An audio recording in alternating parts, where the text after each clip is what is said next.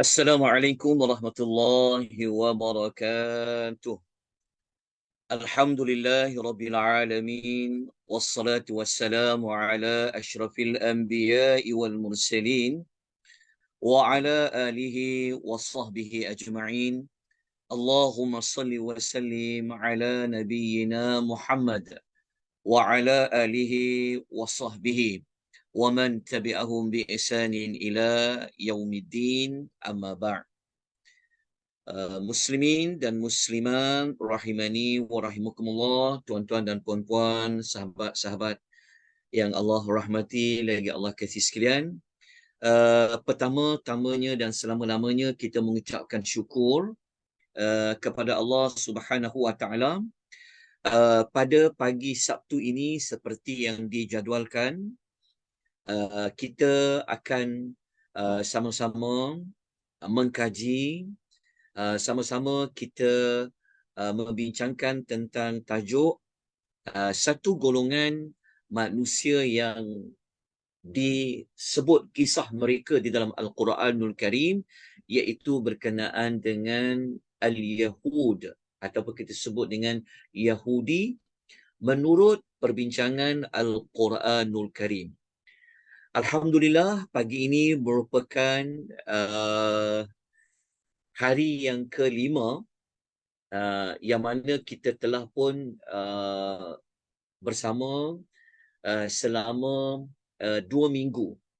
Jadi hari ini adalah minggu yang ketiga lah.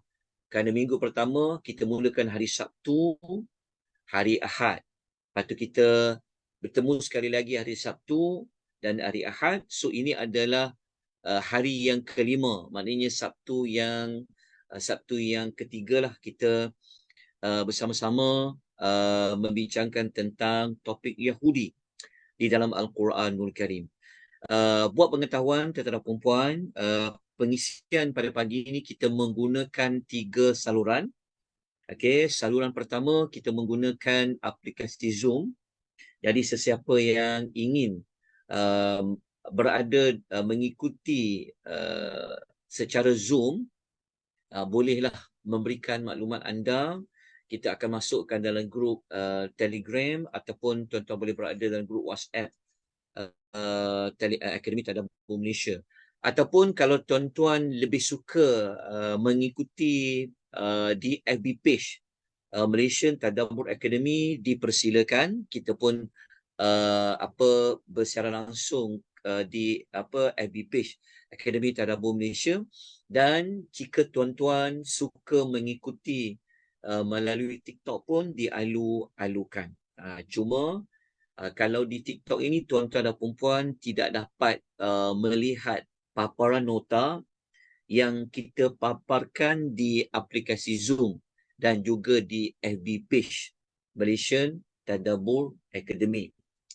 Namun begitu, ada juga yang telah mengirimkan email untuk mendapatkan nota. InsyaAllah saya cuba pada pagi ini akan memberikan kepada tuan-tuan dan perempuan yang ingin mendapatkan nota berkenaan dengan perbincangan Yahudi kita setiap minggu. Baik, pagi ini siri yang kelima, kita akan memperincikan, mungkin kita cuba dapatkan 2 atau 3 bentuk pelanggaran atau kita kata kesalahan orang Yahudi kepada Allah Subhanahu wa taala, yang mana 3 bentuk pelanggaran orang Yahudi ini ia termasuk dalam senarai yang kita telah senaraikan sebelum ini, semua sekali dalam suratul Baqarah, terutama juzuk 1 dan juzuk 2, kita senaraikan ada 32 pelanggaran kesalahan orang-orang Yahudi. Okey. Jadi ke-32 pelanggaran itu kita akan ulas, kita akan perincikan pada setiap pertemuan kita hari Sabtu dan Ahad. Jadi pada pagi ini kita akan cuba kupas pelanggaran yang pertama, iaitu berkenaan dengan bagaimana nenek moyang orang Yahudi. Okey, kenapa saya katakan nenek moyang orang Yahudi?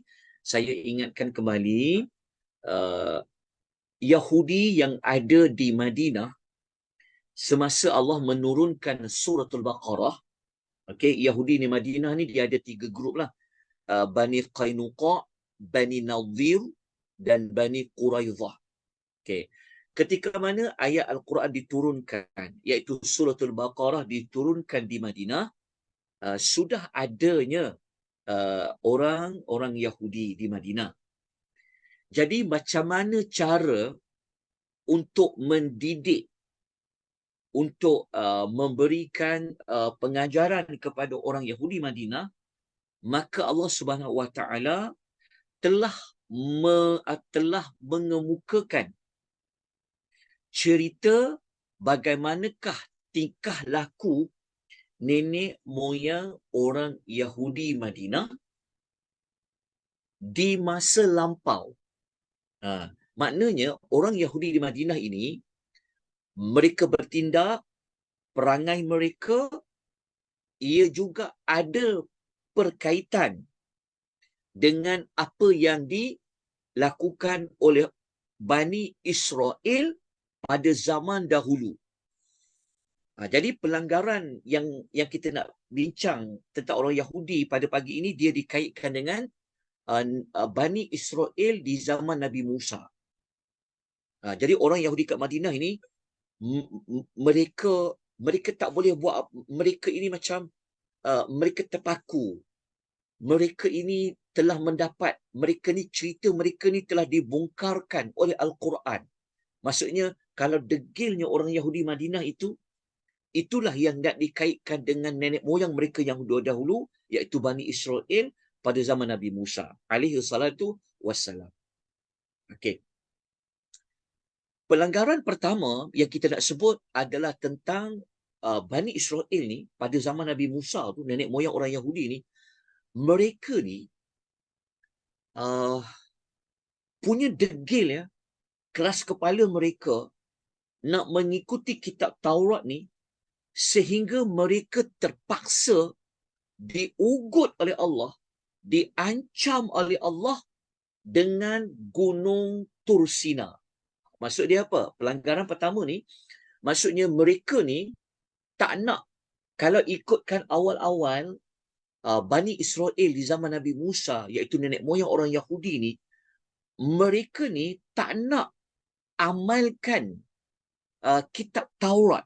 Mereka tak nak amalkan isi kandungan kitab Taurat. Tetapi macam mana mereka boleh, macam mana nak paksa mereka ni ikut kitab Taurat tu, dikaitkan dengan ambil gunung Tursina tu nak dihempakkan di atas kepala mereka. Sampai macam tu nak suruh ikut kitab Taurat. Jadi orang Yahudi ni yang ada kat Madinah ni, kan sikap mereka yang keras kepala, tak nak beriman kepada Nabi SAW, kan tak nak menerima Al-Quran ini, dikaitkan macam mana perangai nenek moyang mereka dahulu. Yang ini kita akan rujuk nanti insya-Allah ayat dalam suratul Baqarah. Sebab tu tuan-tuan, untuk ikuti pengisian tentang orang Yahudi ini, surah yang kita akan gunakan, surah utama adalah suratul Al-Baqarah. Jadi kalau tuan-tuan ada Quran terjemahan, sangat dialu-alukan kalau tuan-tuan boleh buka Quran terjemahan suratul Baqarah. Jadi itu adalah pelanggaran pertama. InsyaAllah kita akan kupas. Okey. Kemudian pelanggaran yang kedua adalah isu tentang tangkap ikan hari Sabtu. Kita selalu dengar kan? Selalu kita pernah mendengar perbincangan tentang tangkap ikan hari Sabtu. So, nenek orang Yahudi ni, Bani Israel pada zaman Nabi Musa ni, mereka telah melakukan satu kesalahan lain, iaitu mereka melanggar arahan Allah, iaitu menangkap ikan, dilarang menangkap ikan pada hari Sabtu. So, akibat mereka langgar perintah Allah itu, apa yang jadi kepada mereka, insya-Allah kita akan kupaskan pada pagi ini. Itu dua pelanggaran yang kita akan bincangkan. Okey. Yang ketiga adalah berkenaan dengan isu mereka diperintahkan oleh Allah untuk menyembelih seekor lembu betina. Allah perintahkan mereka melalui Nabi Allah Musa minta Bani Israel ini sembelih cari seekor lembu betina. Yang mana lembu betina itu akan digunakan untuk menyelesaikan kes pembunuhan yang berlaku pada zaman itu. So nak cari siapa sebenarnya yang terlibat dalam membunuh, maka mereka diperintahkan untuk menyembelih seekor lembu betina. Ini juga ada dalam surah Al-Baqarah. Okey, ketiga-tiga isu ini, ketiga-tiga pelanggaran ini, insya-Allah kita cuba ulas, kita cuba rungkaikan dalam tempoh 1 jam pada pagi ini, insya-Allah. Okey, kita cuba dapatkan 3 daripada 32 pelanggaran kesemua sekali yang kita akan bincangkan. Baik, tuan-tuan dan puan-puan rahimani wa rahimakumullah, kita teruskan dengan pelanggaran yang pertama. Okey, pelanggaran yang pertama. Okey, kalau tuan-tuan ada Quran, sekali lagi saya ingatkan supaya tuan-tuan dan puan-puan buka. Okey, tuan-tuan kena buka ayat nombor 63 suratul Al-Baqarah. Buka ayat nombor 63 suratul Al-Baqarah. Okay, kalau kita buka Al-Quran ya, ayat 63 surah Al-Baqarah ini dia berada pada muka surat nombor 10.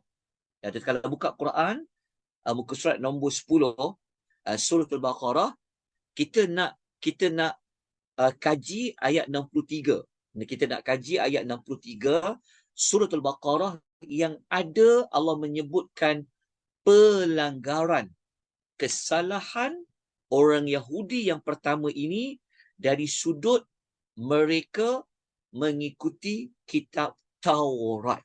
Jadi kalau ayat 63 dalam muka surat nombor 10 dalam Al-Quran, ia berada pada baris yang ketiga.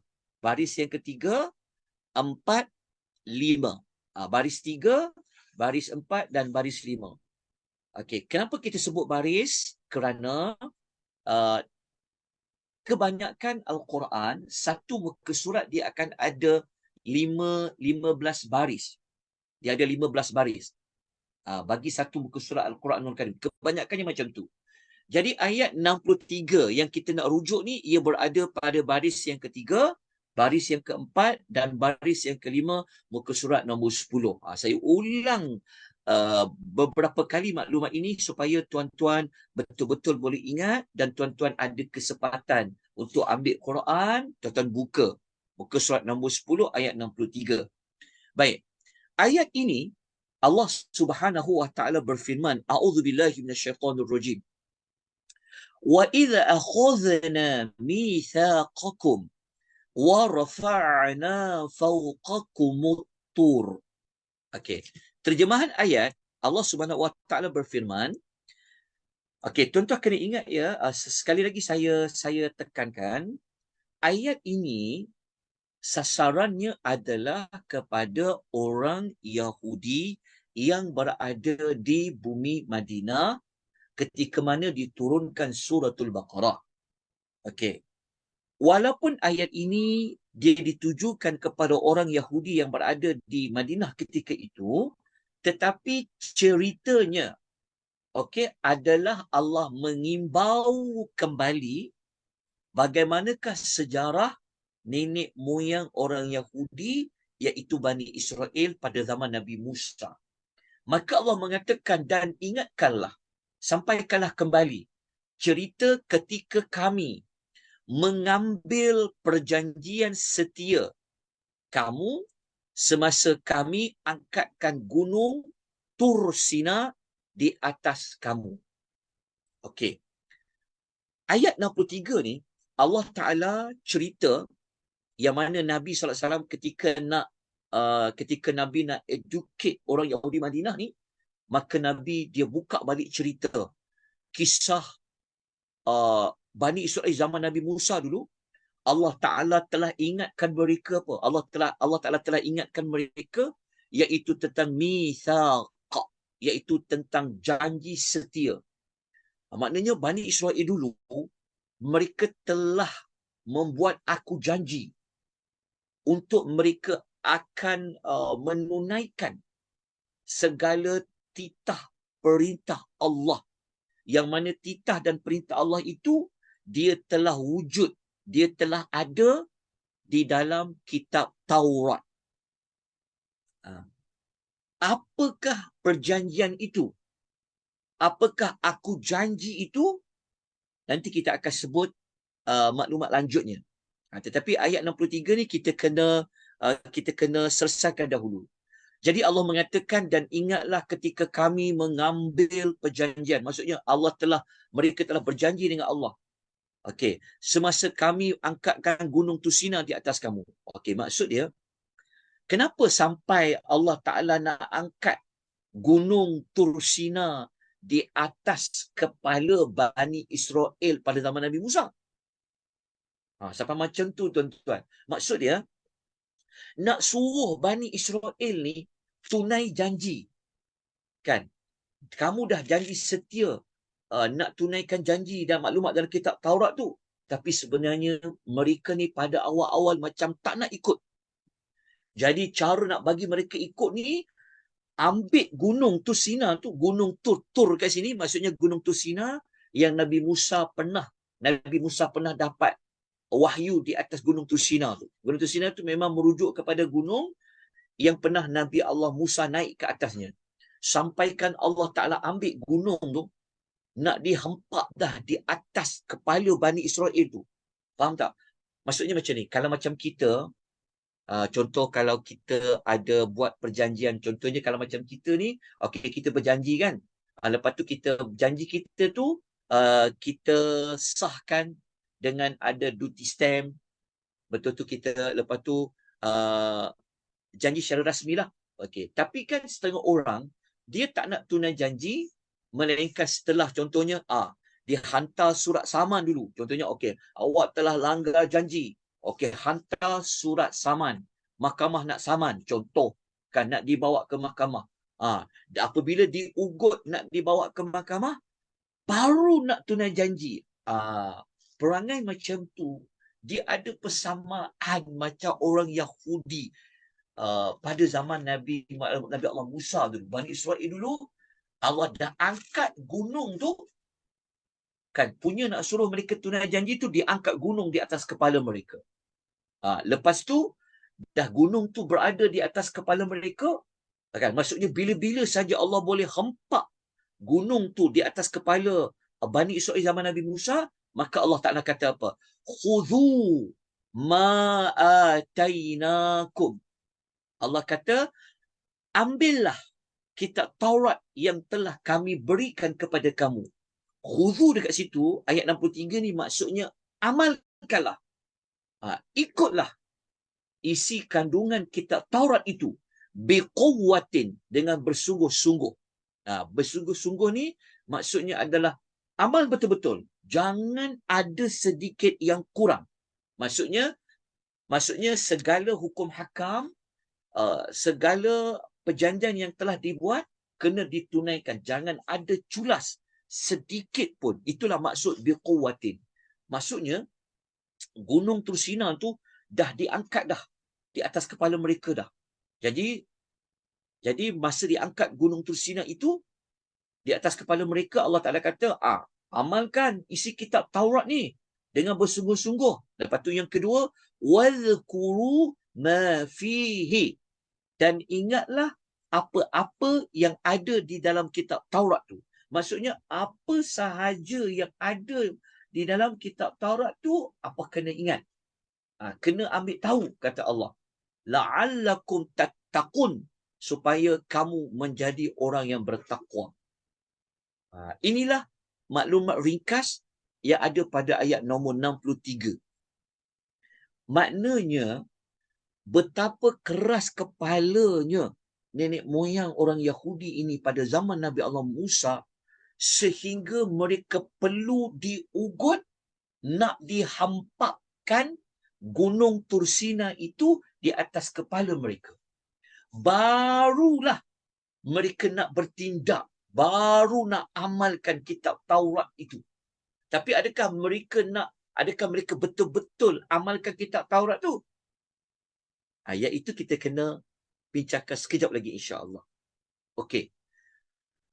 Untuk mendapatkan lagi maklumat yang lebih lanjut tentang Gunung Tursina yang pernah diangkat di atas kepala nenek moyang orang Yahudi ini, okey, saya nak, kalau boleh, tuan-tuan dan puan, kalau nak maklumat lanjut, maklumat lain tambahan, saya minta tuan-tuan dan puan, kalau boleh, tuan-tuan buka surah lain. Surah, maksud saya adalah buka surah Al-A'raf. Okey, surah Al-A'raf, surah yang ke-7, ayat 171, muka surat 173. Okey, tu ada Quran kan? Tu ada Quran. Buka surah Al-A'raf, ayat nombor 171, muka surat 173, surah yang ke-7. Okey, kenapa nak buka ayat 71 surah Al-A'raf ni? Okey, kita nak dapatkan maklumat yang tentang Gunung Tursina diangkat tu. Sebenarnya bukan hanya maklumat itu pada ayat 63 surah Al-Baqarah saja, tapi ada juga pada ayat 173 surah Al-A'raf tentang Gunung Tursina ni digunakan oleh Allah untuk menggertak, untuk menggertak dan untuk mengugut orang Bani Israel tu. Okey, kalau kita baca ayat 171 surah Al-A'raf, Allah Taala mengatakan, wa idh nataqnal jabal fawqahum ka'annahu dhullatun wa dhannu annahu waqi'un bihim. Kalau kita baca ayat 171 surah Al-A'raf, Allah Taala sebut dengan lebih jelas lagi bahawa Gunung Tursina tu seolah-olah dia menjadi awan. Awan tu maksudnya Gunung Tursina tu dah dia jadi macam, kan kalau macam awan kan dia tutup kepala kan, dia berada di atas kepala. So maknanya ayat ni kata Gunung Tursina tu dah memang berada di atas kepala mereka dah, umpama awan yang menaungi mereka.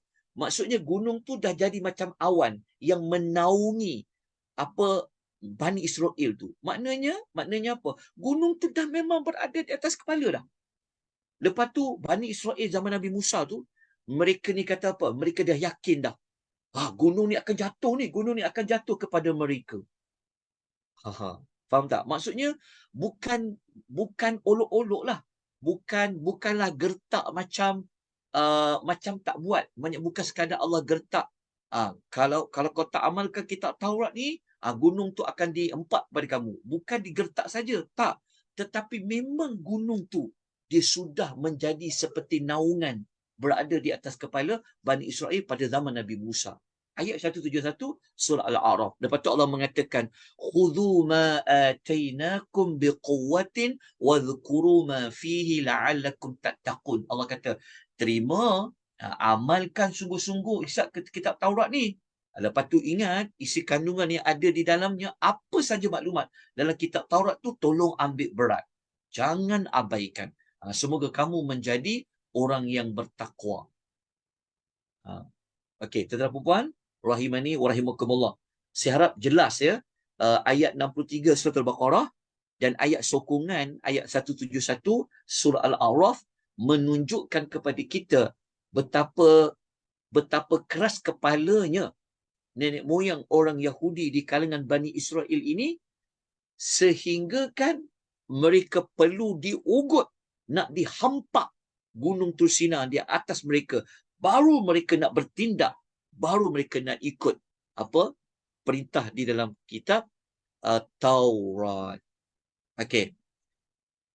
Sebelum saya lanjutkan kepada pelanggaran yang kedua, kita nak dapatkan maklumat lebih lanjut tentang apakah apakah isi perjanjian setia itu? Sebab dalam ayat tu ada perkataan mitsaqakum. Mitsaqakum, perjanjian setia. Apa perjanjian setia yang ada dalam kitab Taurat itu? Yang orang Yahudi ini mereka perlu tunaikan. Kena buat sungguh-sungguh. Tak boleh culas walaupun satu. Tak boleh tak buat walaupun satu.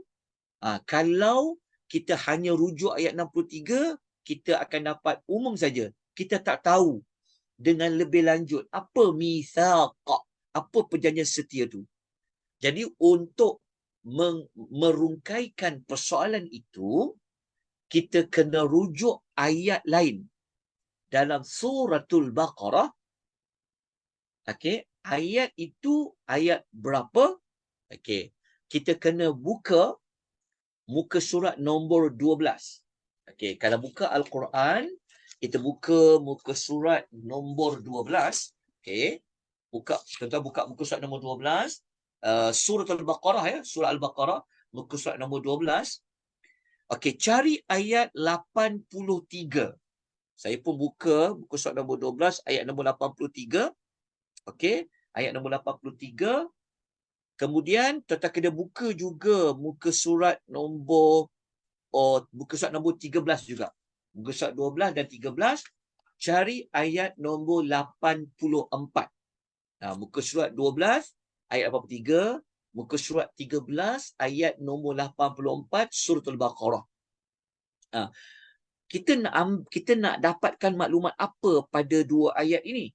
Kita nak dapatkan maklumat apakah isi kandungan perjanjian setia Bani Israel yang mereka kena tunaikan, yang mereka kena laksanakan.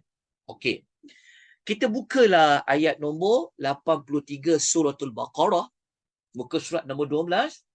Tuan-tuan akan mendapati ada enam isi kandungan perjanjian setia tu. Ada 6 perjanjian setia mereka yang mereka kena tunaikan, yang mereka dah janji kepada Allah, mereka kena buat. Okey. Nombor 1, perjanjian setia itu nombor 1 adalah merujuk kepada apa?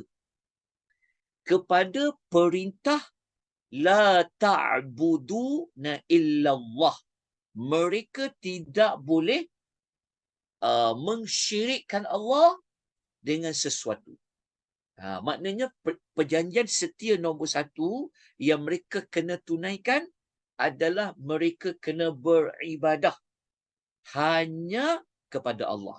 Itu nombor 1.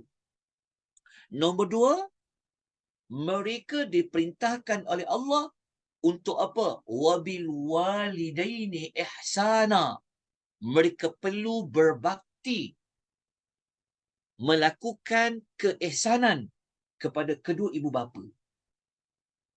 Rupa-rupanya dalam kitab Taurat ada hukum yang Allah memerintahkan orang Yahudi supaya mereka kena berbakti kepada kedua ibu bapa. Nombor 3, mereka diperintahkan untuk apa? Wadzil qurba wal yatama wal masakin. Orang Yahudi ini juga dalam kitab Taurat, mereka kena berbuat baik, melakukan ihsan kepada orang kaum kerabat, anak-anak yatim dan juga orang miskin. Itu perjanjian yang ketiga yang mereka kena tunaikan, ada dalam kitab Taurat. Nombor 4, mereka kena buat apa?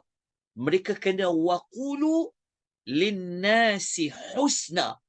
Apabila mereka bercakap dengan manusia, mereka kena cakap yang elok. Itu adalah perjanjian setia yang keempat. Okey, tuan-tuan, sekali lagi saya ulang, di mana nak dapatkan maklumat perjanjian setia ini? Kena buka ayat 83 surah Al-Baqarah, muka surat nombor 2. Okey. Kemudian perjanjian setia yang kelima, mereka kena diperintahkan oleh Allah untuk apa? wa aqimus salata. Mereka kena mendirikan salat. Okey, perjanjian setia yang keenam yang mereka kena buat, wa atuz zakata. Mereka kena menunaikan zakat.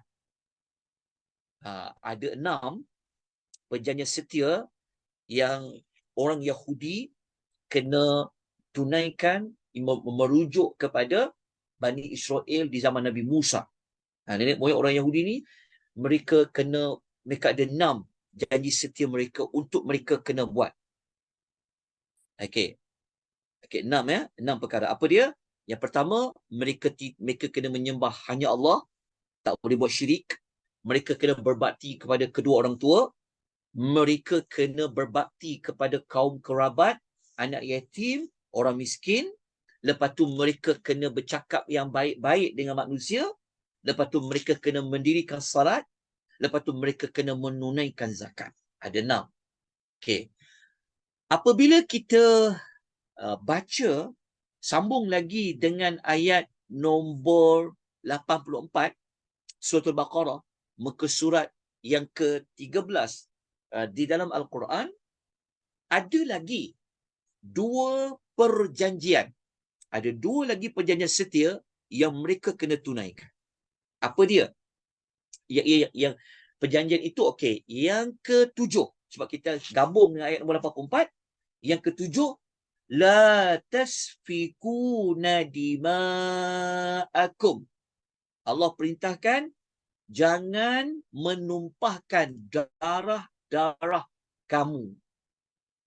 Jangan menumpahkan darah-darah kamu ni, maksud pertama, Allah kata jangan kamu membunuh orang lain. Jangan bunuh. Jangan kamu saling berbunuhan dengan orang lain. Bunuh. Jangan bunuh orang. Itu perjanjian setia yang ke-7. Dan perjanjian setia yang ke-8 pada ayat nombor 84 surah Al-Baqarah, Allah mengatakan wala tukhrijuna anfusakum min diyarikum. Dan jangan kamu halau mereka daripada tempat tinggal mereka. Perjanjian yang ke-8, nenek moyang orang Yahudi ini Allah perintahkan apa? Jangan halau orang daripada kampung halaman mereka. Okey, 8 perjanjian ini. Okey. Ke-8 perjanjian setia ini, nenek moyang orang Yahudi Bani Israel dulu, mereka buat apa? Adakah mereka memperakui perjanjian ini? Allah kata, summa aqrartum. Kemudian kamu telah berikrar. Aqrartum, berikrarlah. Maksudnya kamu telah berikrar untuk memenuhi perjanjian itu. Wa antum tashhadun, dan kamu sendiri menjadi saksi. Maknanya Allah Ta'ala kata, kamu dah setuju 8 perjanjian setia itu, dan kamu sendiri menjadi saksi akan perjanjian setia itu yang 8 itu.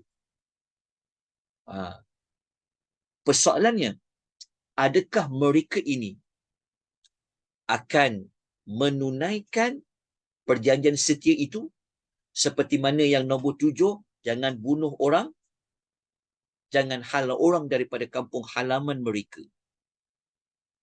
Okey. Tuan-tuan, sebelum saya lanjutkan, macam mana maknanya zaman dulu ni ada berlaku pembunuhan ke?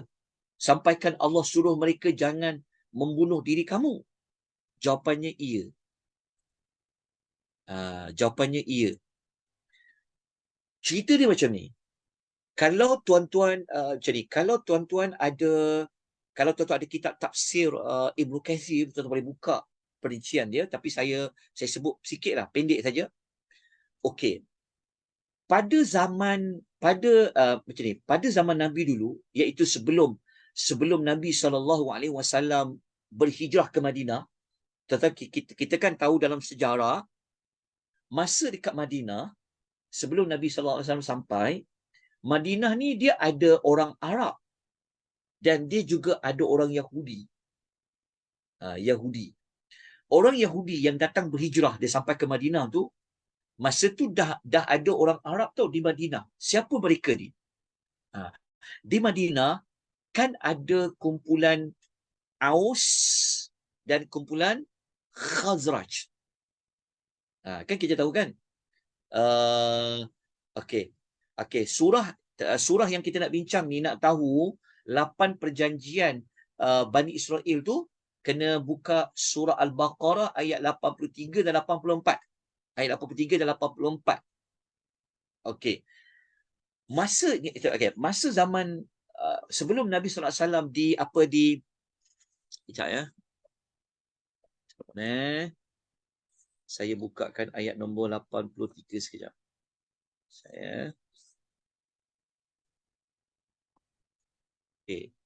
Kalau kita buka tafsir, macam ni. Pada zaman sebelum Nabi sampai di Madinah, ada orang Ansar, yang kita selalu sebut nama Ansar kan, Ansar ini mereka kan terdiri daripada dua kabilah kan, iaitu kabilah Aus dengan kabilah Khazraj. Kita kena ingat dua kabilah ni sebelum Nabi datang, mereka tak masuk Islam lagi. Mereka belum lagi Islam. Jadi kabilah Aus, kabilah Aus ni dengan kabilah Khazraj ni, mereka kan saling berperang. Kita tahu orang Arab dulu suka berperang. Kabilah dengan kabilah perang kan. Perang saudara, perang berlaku kan.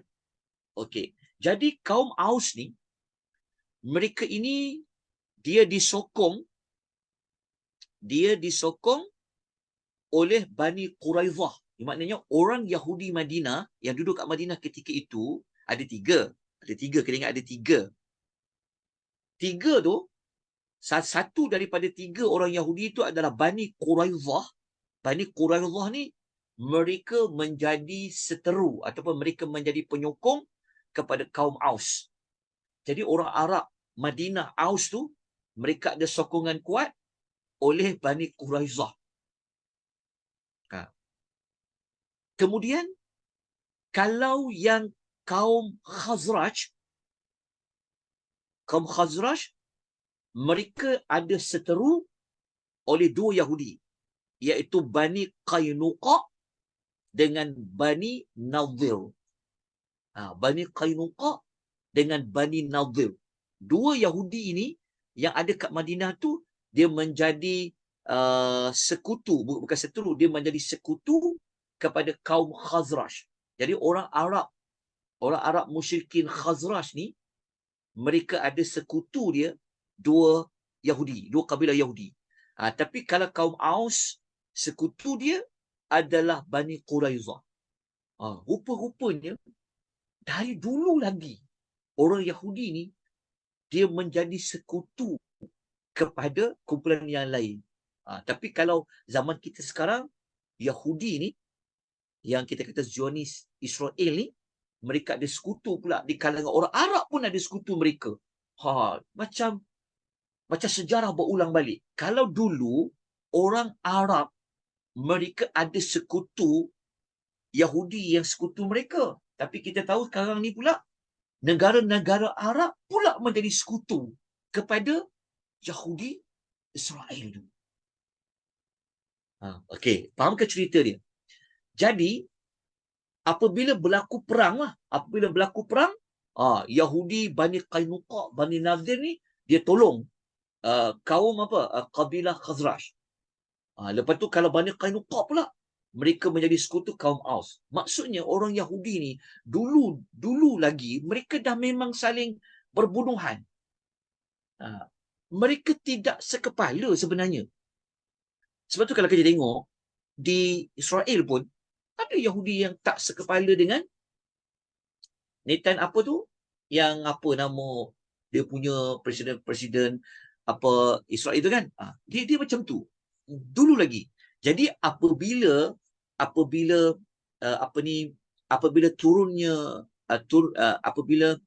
Allah Ta'ala turunkan Al-Quran, Allah ulang balik apa yang pernah berlaku pada zaman dahulu, saling berbunuhan. Sebab tu Allah Ta'ala pesan kepada orang Yahudi kepada Bani Israel dalam kitab Taurat, jangan berbunuh-bunuhan dan jangan nak halau orang daripada kampung halaman mereka.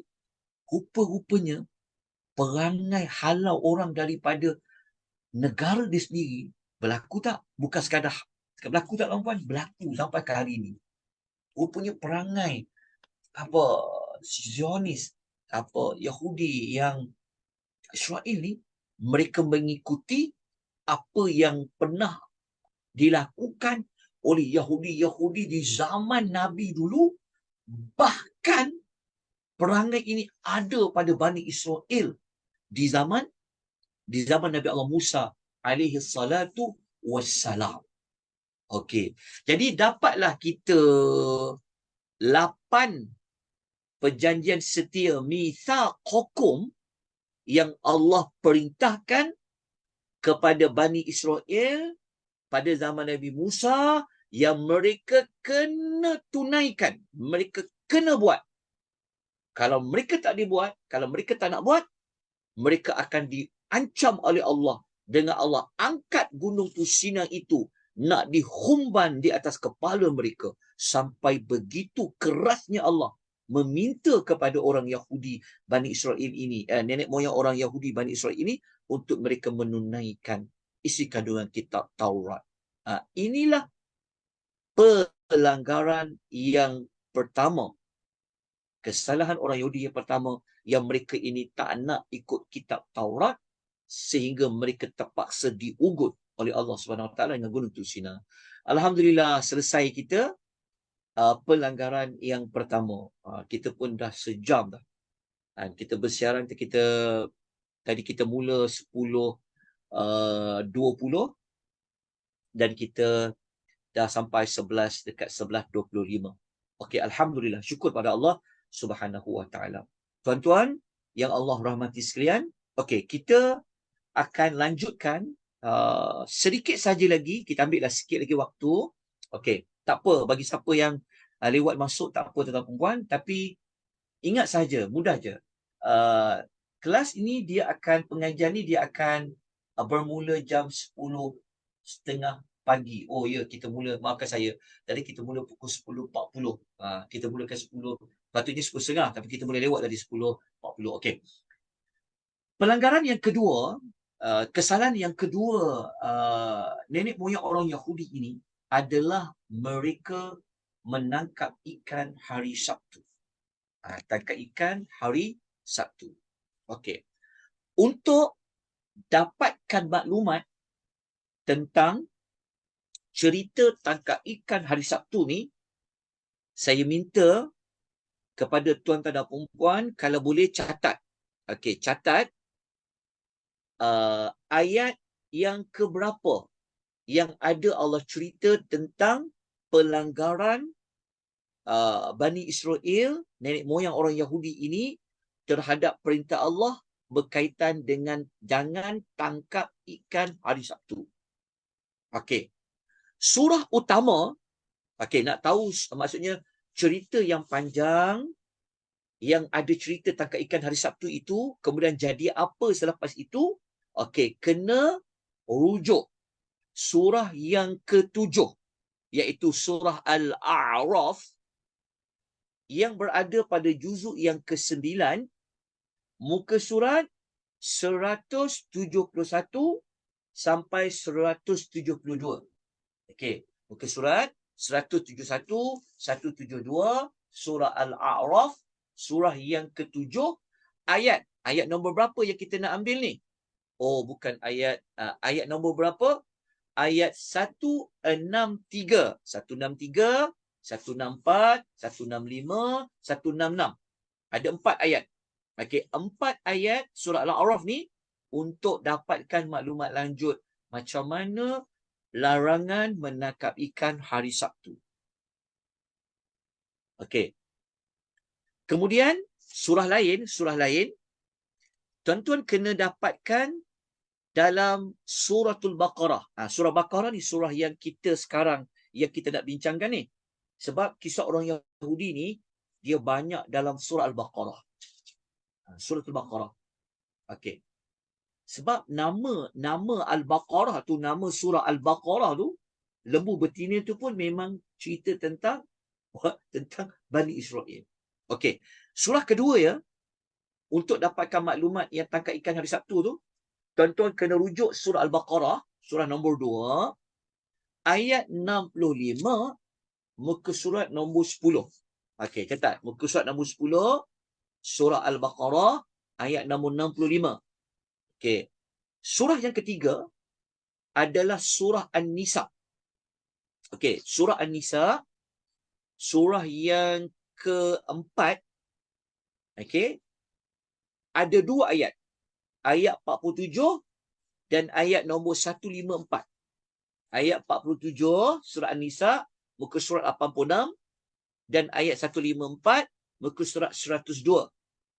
Dan surah yang berikutnya, yang ada cerita tentang tangkap ikan hari Sabtu, jadi apa kepada mereka, kena rujuk surah Lebah, iaitu surah yang ke-16, okay? Surah yang ke-16, ayat 124, muka surat 281. Okey, muka surat 281, ayat 124, surah An-Nahl, surah yang ke-16. Okey. Keempat-empat surah ini yang saya sebutkan tadi, saya ulang sekali lagi ya, surah yang ada memuatkan kisah tangkap ikan hari Sabtu itu adalah surah Al-A'raf ayat 163 sampai 166, kemudian surah Al-Baqarah ayat nombor 65, kemudian surah An-Nisa ayat 47 dan 154, dan surah yang berikutnya adalah surah An-Nahl ayat nombor 124. Okey. Tetapi untuk pengisian ini, kita tidak akan merujuk dalam surah Al-Baqarah. Kita rujuk surah Al-A'raf, tapi kita nak fokus kepada ayat 65 surah Al-Baqarah sahaja. Kerana perbincangan kita tentang Yahudi dalam Al-Quran ini, kita akan merujuk surah utama, iaitu surah Al-Baqarah. Okay. Kalau kita baca ayat nombor 65 surah Al-Baqarah, okay, Allah Subhanahu Wa Taala berfirman, A'udzubillahi minasyaitonirrajim. Ini adalah pelanggaran yang kedua ya tuan-tuan dan puan ya, orang Yahudi terhadap perintah Allah. Allah Subhanahu Wa Taala berfirman, A'udzubillahi minasyaitonirrajim. وَلَقَدْ عَلِمْتُمُ الَّذِينَ اعْتَدَوْا مِنْكُمْ فِي السَّبْتِ. Allah kata, dan sesungguhnya benar-benar kamu telah tahu. Maksudnya Allah Ta'ala bagi tahu, Allah Ta'ala ungkit kembali cerita ini kepada orang Yahudi Madinah. Okey, dengan diceritakan kembali nenek moyang mereka dulu, Bani Israel buat apa. Jadi Allah Ta'ala kata, dan sesungguhnya kamu telah mengetahui. Mengetahui apa? Kisah itu, apa azab, apa azab yang Allah tipu kepada mereka. Okey. Siapa dia? Orang yang di kalangan kamu yang melanggar pada hari Sabtu. Pada hari Sabtu tu langgar apa? Sebab itu saya minta tadi, tuan-tuan kena rujuk dalam surah Al-A'raf. Melanggar hari Sabtu, langgar apa? Langgar isu tentang tangkap ikan. Allah larang mereka tangkap ikan hari Sabtu, tapi mereka tangkap juga ikan tu hari Sabtu. Jadi kisah mereka yang langgar perintah Allah tadi tu, Allah Ta'ala kata apa? Faqulna lahu. Maka Allah Ta'ala kata, akibat dia, kami berfirman kepada mereka, kunu. Faqulna lahum, kami katakan kepada mereka, kunu. Jadilah kamu qiradatan, kera, khosiin, yang hina. Okey, ayat 65 ni, Allah Ta'ala Allah Ta'ala nak sedarkan ya orang Yahudi Madinah yang tak nak ikut Nabi Muhammad ni, yang tak nak patuh kepada perintah Allah ni, kan, tak nak patuh, tak nak terima Al-Quran ni, dengan Allah Ta'ala imbau kembali. Tengok, kamu dah tahu dulu, cerita nenek moyang kamu dulu, apa yang berlaku kepada mereka. Mereka telah melanggar perintah pada hari Sabtu. Kemudian kamu telah tahu mereka telah menjadi kera. Okey, tuan-tuan, hari Sabtu tu, seperti yang saya sebutkan tadi tu, mereka memang telah menangkap ikan hari Sabtu. Jadi kita kena tengok dalam surah Al-A'raf seperti mana yang telah saya sebutkan tadi, ayat 163 sampai 166. Kita kena buka cerita tu. Kita sebab waktu kita sangat singkat, saya tak sempatlah nak kupas tentang tangkap ikan hari Sabtu tu. Cuma saya boleh katakan secara ringkas ya. Secara ringkas, kalau tuan buka dalam surah Al-A'raf lah, ayat nombor tuan buka dekat kejap ya. Kalau tuan-tuan buka pada muka surat 171 sampai 172, kalau tuan sempat bukalah Quran ni, buka Quran tu, baca tengok dalam ayat tu cara ringkas. Memang ya sebenarnya Allah larang mereka tangkap ikan hari Sabtu. Okey. Yang menariknya hari Sabtu tu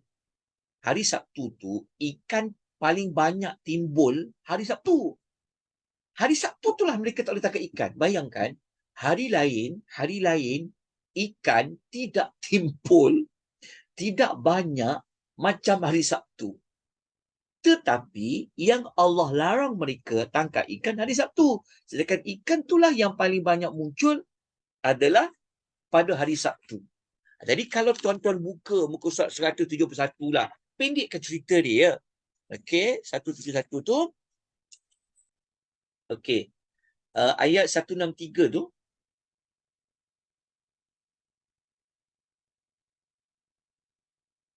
Okey, kalau tuan-tuan baca, memang Allah sebut seperti itu.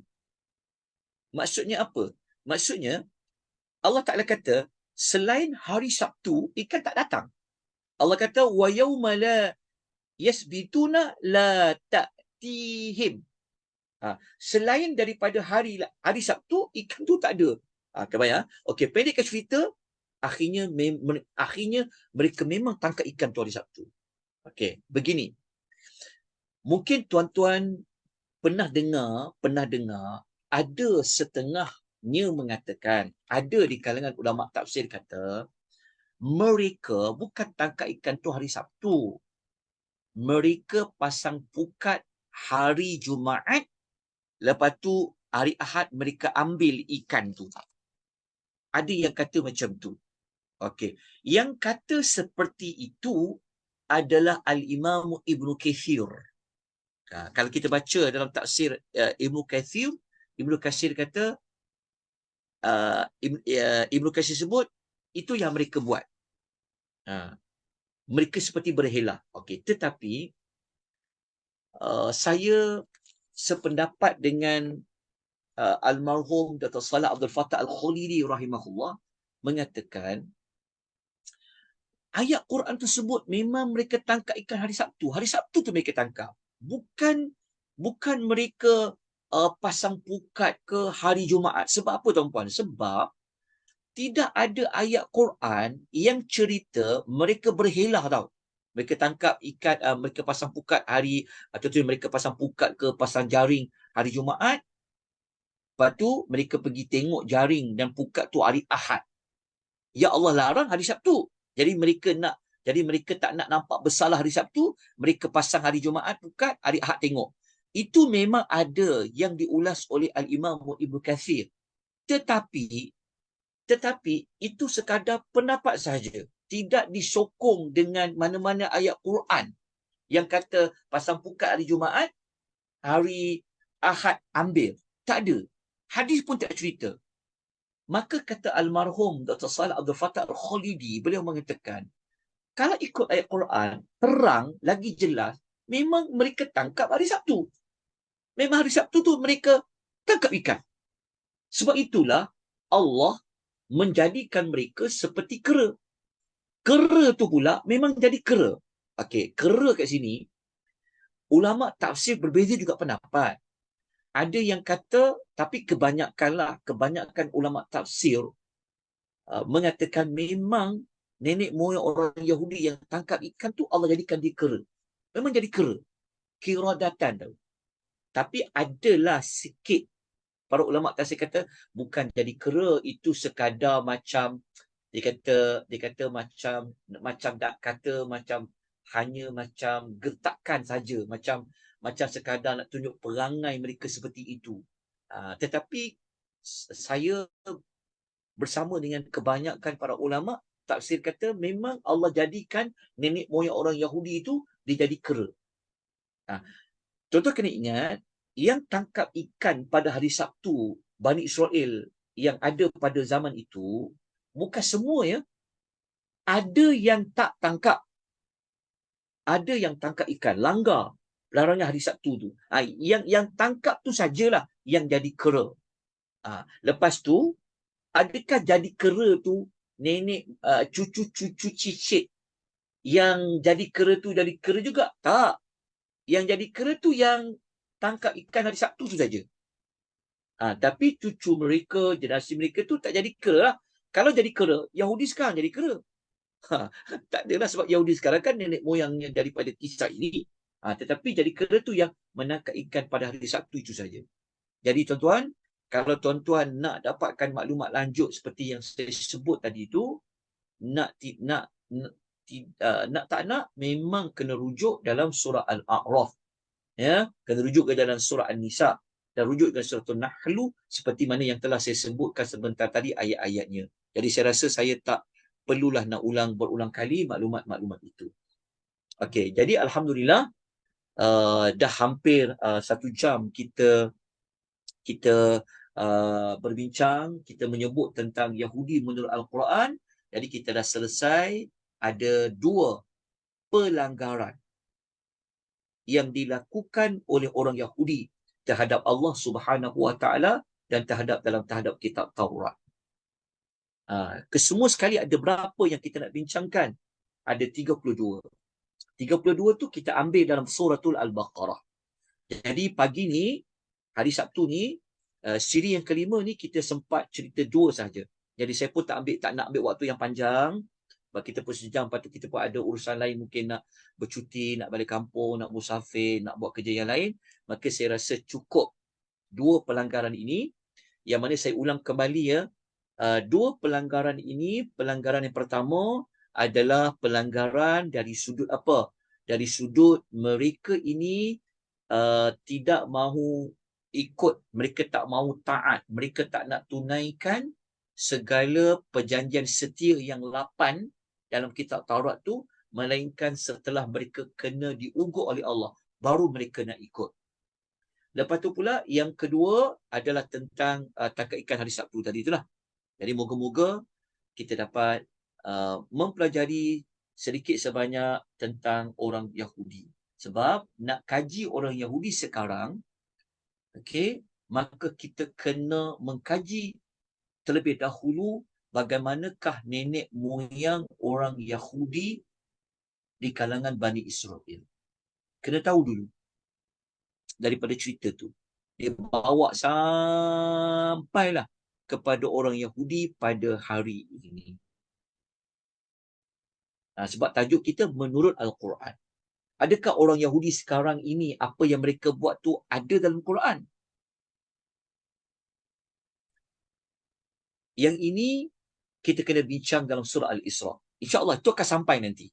Lepas habis 32 pelanggaran yang dalam Quran, baru kita akan pergi kepada surah Al-Isra yang ada 2 kerosakan yang dilakukan oleh orang Yahudi. Itu nanti kita akan bincang kemudian. Tapi cukuplah apa maklumat ini pada pagi ini insya-Allah. Baik. Itu saja tuan-puan, saya buka kalau ada mana-mana persoalan ke pertanyaan, terutama yang ikut di aplikasi Zoom dan juga di FB page lah, Malaysia Tanah Bola Academy. Adakah soalan? Tak ada dah. Ada soalan ke? Okey. Kalau tiada,